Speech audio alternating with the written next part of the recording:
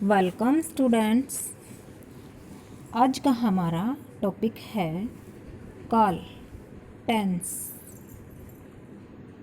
काल, बेटा काल के बारे में हम जानेंगे कि काल किसे कहते हैं, काल क्या होते हैं, कितने प्रकार के होते हैं काल।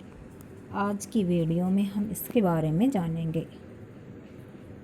अंग्रेजी में काल को टेंसेस भी बोलते हैं, हमने पढ़ा है। Present tense, past tense, future tense, यानी कि वर्तमान काल, भूतकाल और भविष्यत काल। तो काल क्या होता है? क्रिया जो है, क्रिया अर्थात क्रिया क्या होती है? काम करना। क्रिया क्या होती है? काम करना। क्रिया होती है काम, कोई भी काम। तो जो क्रिया है उसके करने के समय का पता चले हमें, क्रिया के करने के समय के बारे में हमें पता चले, वो क्या है? टेंस होते हैं। ठीक है, उन्हें क्या कहते हैं? क्रिया के करने का, होने का पता चले वो काल कहलाते हैं। अब देखो यहाँ कुछ सेंटेंस दिए गए हैं, कुछ वाक्य दिए गए हैं, हम इनको पढ़ते हैं। दशहरा हिंदुओं का प्रमुख त्यौहार है, प्रसिद्ध त्यौहार है। दशहरा प्राय हर वर्ष अक्टूबर मास में मनाया जाता है। लंका का राजा रावण बहुत अत्याचारी था। श्री राम ने रावण का वध किया था। कल हम दशहरा का मेला देखने जाएंगे। कल रावण, मेघनाद और कुंभकर्ण के पुतले जलाए जाएंगे। तो ऊपर दिए गए वाक्यों में रंगीन शब्द जो है वो क्या है? क्रिया। रंगीन शब्द कौन से हैं यहाँ? रंगीन जो पिंक कलर के दिख रहे हैं यहाँ, है, था, किया था, जाएंगे, जाएंगे। ये जो कलरफुल वर्ड्स हैं, रंगीन शब्द हैं, ये क्या हैं? क्रिया। इन क्रियाओं द्वारा संपन्न किए हुए कार्य एक ही समय में नहीं हो रहे। जो ये क्रियाएं हैं, जो ये काम हो रहे हैं, ये सारे काम किसी एक समय में, एक के टाइम में नहीं हो रहे हैं। इन वाक्यों में आई क्रियाओं में कुछ कार्य बीते हुए समय का बोध करा रहे हैं, तो कुछ अब चल रहे समय में, तो कुछ आने वाले समय में होने का बोध करा रहे हैं। यानी कि जो ये काम हो रहे हैं ये अलग अलग समय में हो रहे हैं। कुछ तो अभी हो रहे हैं इसी समय में, कुछ बीते हुए समय में हो रहे हैं, और कुछ काम ऐसे हैं जो आने वाले समय में दिखाई दे रहे हैं। यहाँ ध्यान दीजिए बेटा, ध्यान देने योग्य बात है। देखिए,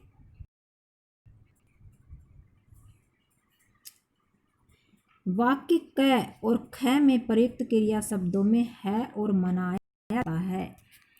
इससे पता चलता है कि क्रिया चल रहे समय की ओर संकेत कर रही है। यानी कि है, खा रहे हैं, मना रहे हैं, मनाया जाता है, ये ऐसी क्रिया शब्द हो रहे। ये है शब्द जो हो रहा है, इसका मतलब क्रिया अभी वर्तमान समय में चल रही है। और ग और घ सेंटेंस जो है, इसमें ये जो है ग और ख, इस सेंटेंस में क्रिया अत्याचारी था, वध किया था। तो ये क्रियाएं जो हैं ये किस समय में हो रही है? समय का ओर संकेत कर रही है। और अंग और च क्रिया में जाएंगे और जलाए जाएंगे आने वाले संकेत, यानी आने वाले समय की ओर संकेत कर रहे हैं। अतः हम कह सकते हैं क्रिया के जिस रूप से उसके संपन्न होने के समय का बोध, उसे क्या कहते हैं? उसे काल कहते हैं। यानी कि काम जो है, क्रिया जो है, वो किस समय में हुई है, वो क्या कहलाते हैं? उस समय के बारे में हमें ज्ञान होता है, बोध होता है, उसे काल कहते हैं। ओके बेटा, काल अच्छी तरह से समझ गए होंगे कि काल क्या होते हैं। The tenses tell us the time of periods। अब हम काल के भेदों के बारे में जान लेते हैं। क्रिया के घटित होने के समय के आधार पर क्रिया के काल को 3 वर्गों में बांटा गया है: भूतकाल, वर्तमान काल और भविष्यत काल, अर्थात पास्ट टेंस, प्रेजेंट टेंस और फ्यूचर टेंस। भूतकाल क्या होता है? क्रिया के जिस रूप से उसके बीते हुए समय का बोध हो उसे क्या कहते हैं? भूतकाल कहते हैं। यानी कि क्रिया जिस समय में हो चुकी है, पहले वो समय जा चुका है, तो वह कौन सा काल होता है? भूतकाल होता है। जैसे हम उदाहरण के माध्यम से जानेंगे। अमन पुस्तकें खरीदने गया था। प्रकाश आपसे मिलने गया था। मानव परीक्षा दे रहा था। कार चल रही थी।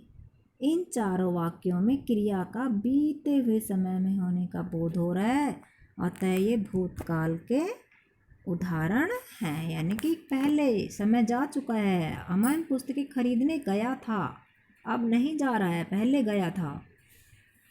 है, प्रकाश पहले आया था मिलने।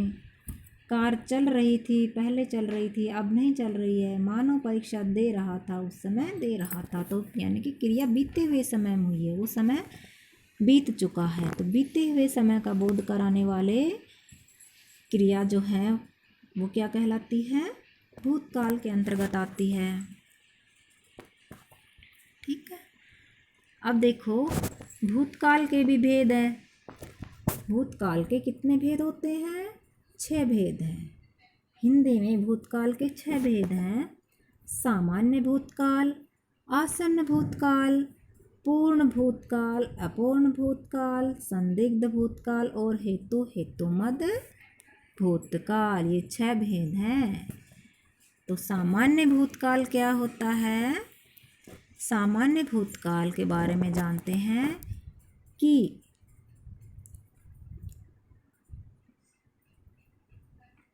क्रिया के जिस रूप से बीते समय में क्रिया के सामान्य रूप से होने का बोध हो, वहाँ सामान्य अर्थात पास्ट इंडेफिनिट टेंस होता है। जैसे अध्यापक ने कविता पढ़ाई, विद्यार्थियों ने प्रदर्शनी देखी, आयुष ने त्रिभुज काटा, कमल से लघु कथा सुनी। यानी कि क्रिया सामान्य रूप में हुई है, तो यहाँ सामान्य भूतकाल के अंतर्गत आएगी ये क्रियाएं। आसन्न भूतकाल क्या होता है? क्रिया के जिस रूप से यह पता चले कि बीते हुए समय में कार्य शुरू होकर क्रिया जो है वो अभी अभी समाप्त हुई है। आसन का अर्थ होता है निकट, यानी कि समीप। जो भूतकाल में क्रिया पहले ही हुई है, लेकिन उसके समय ख़त्म होने का जो समय है वो ताज़ा यानी कि थोड़ी देर पहले ही ख़त्म हुई है, वहाँ आसन्न भूतकाल होता है। जैसे प्रधानाचार्य ने भाषण दिया है, सुदेश ने गीत गाया है, वैभव ने तबला बजाया है, नेहा कानपुर से चली है। अर्थात क्रियाएं कुछ देर पहले ही संपन्न हुई है। तो ऐसी क्रियाएं जो कुछ देर पहले ही खत्म हुई है वो आसन्न भूतकाल के अंतर्गत आती है।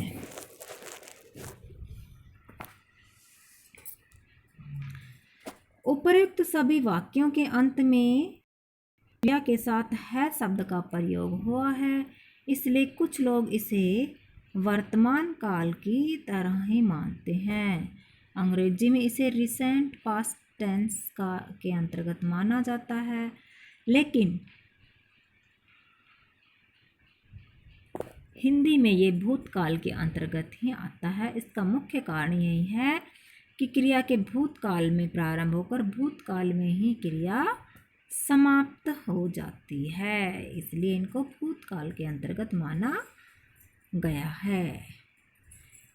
गए है हमारा पूर्ण भूतकाल, यानी कि क्रिया के जिस रूप से यह पता चले कि काम बीते हुए समय में पूर्ण हो गया था, वहाँ पूर्ण काल होता है।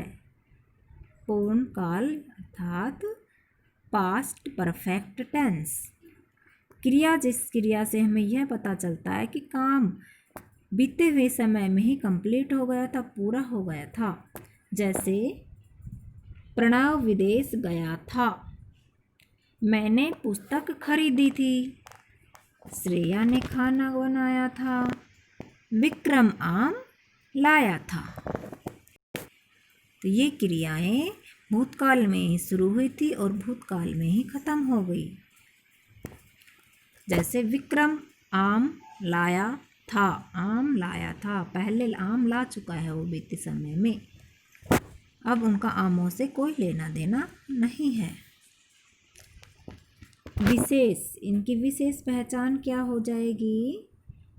भूतकाल की विशेष पहचान है कि इसमें क्रिया के साथ था, थे और थी लगते हैं। जहाँ था, थे, थी लगते हैं वहाँ पूर्ण भूतकाल होता है। अपूर्ण भूतकाल, क्रिया के जिस रूप से यह ज्ञात हो कि क्रिया बहुत समय पहले हो रही थी, पर यह नहीं पता चले कि क्रिया पूर्ण हुई है या नहीं, वहाँ अपूर्ण भूतकाल होता है, पास्ट कॉन्टिन्यूस टेंस होता है। जैसे सचिन तेंदुलकर बल्लेबाजी कर रहा था, महेश खेल खेल रहा था, गर्म हवाएं चलती थी, किसान फसल काट रहे थे। अपूर्ण शब्द से ही हमें पता चल रहा है कि क्रिया अपूर्ण है, अभी उसका ये नहीं पता कि वो क्रिया खत्म हुई है या नहीं हुई है। यानी कि कोई काम भूतकाल में शुरू हुआ था, लेकिन उसके बारे में हमें ये नहीं पता चल रहा कि वो कार्य खत्म हो चुका है या नहीं, तो वहाँ अपूर्ण भूतकाल हो रहा है। जैसे हमने देखा कि हम आए तब महेश खेल रहा था, लेकिन हमें ये नहीं पता कि वो अब भी खेल रहा है या खेल छोड़ के जा चुका है। तो ऐसे सेंटेंस जहाँ आते हैं वहाँ अपूर्ण भूतकाल होता है। संदिग्ध भूतकाल, संदिग्ध डाउटफुल पास्ट टेंस, जिसे प्रीसमेटिव परफेक्ट भी कहते हैं। संदिग्ध का अर्थ होता है संदेह, यानी कि क्रिया के जिस रूप से उसका भूतकाल में होना माना जाए, किंतु उसके पूरा होने का समय हमें ज्ञात नहीं हो, हमें इसके बारे में संदेह हो, डाउट हो हमें कि वो काम हो गया या नहीं हुआ। जैसे शायद वर्षा हुई होगी, दूध वाला आ चुका होगा, गाड़ी चली गई होगी, बस नोएडा पहुंच चुकी होगी। तो इन क्रियाओं में हमें संदेह है, डाउट है, गाड़ी चली गई या नहीं नहीं पता, हमने अंदाज़ा लगाकर बताया है कि गाड़ी चली गई होगी। तो ऐसे सेंटेंस जहाँ आते हैं वहाँ संदिग्ध भूतकाल होता है।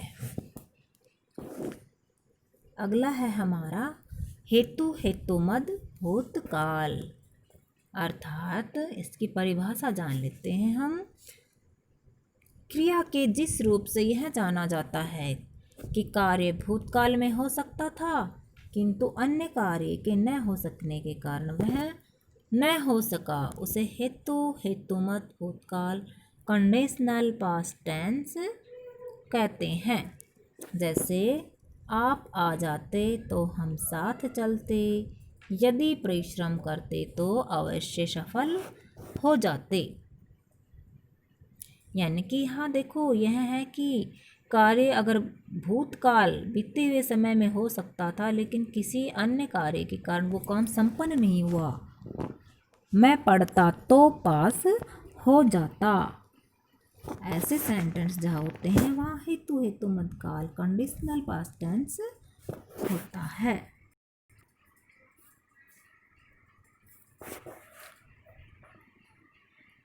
भूतकाल के कुछ उदाहरण देख लेते हैं हम। जैसे सामान्य भूतकाल में वह आया, आसन में वह आया है, पूर्ण भूतकाल में वह आ चुका था, अपूर्ण भूतकाल में वह आ रहा था, संदिग्ध में वह आ रहा होगा। और हेतु हेतु मध्य भूतकाल में मैं जाता तो वह भी चला जाता। ठीक है, ये एक ही सेंटेंस के अलग अलग रूपों में उदाहरण चेंज कर लिए गए हैं हमारी समझ के लिए।